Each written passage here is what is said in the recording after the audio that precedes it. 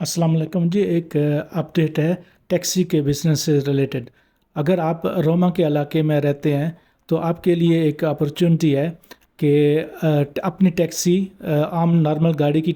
Taxi جو ہوتی ہے، عام کار، اور دوسری جو معذور افراد کو ٹرانسپورٹ کرنے کے لیے گاڑی ہوتی ہے، تو کمونے دی روما 1000 نئے لائسنس جولائی کے مہینے میں شروع کرنے جا رہا ہے۔ تو آپ دیکھ لیں کہ جو عام کار کی فیس ہے وہ 73,000 ہے، اور جو معذور افراد کی گاڑی ہوتی ہے اس کی 58,000 فیس ہے۔ تو اس شعبے میں ہمارے بہت کم لوگ ہیں۔ ویسے عام شہروں میں اگر آپ نے یہ لائسنس لینا ہو یا لائسنس پلیٹ تو لاکھوں یورو کی ہے، لیکن یہ گورنمنٹ کی آفیشیل فیس ہے، اور جولائی کے مہینے میں اس کی آکشن ہوگی یا بولی ہوگی۔ اس کا آپ مزید وہاں پہ اس کے آس پاس، روم کے آس پاس رہنے والے افراد وہاں کسی کمرشلستہ سے بات کر کے اور مزید معلومات لے سکتے ہیں۔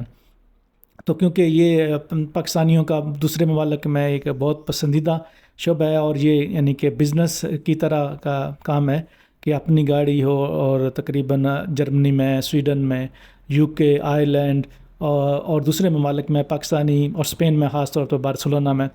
یہ بہت اچھا کام کر رہے ہیں ہمارے لوگ۔ یورپ کے اندر کی ہم بات کر رہے ہیں تو آپ دیکھ لیں، اگر آپ کو کچھ سمجھ میں آتا ہے تو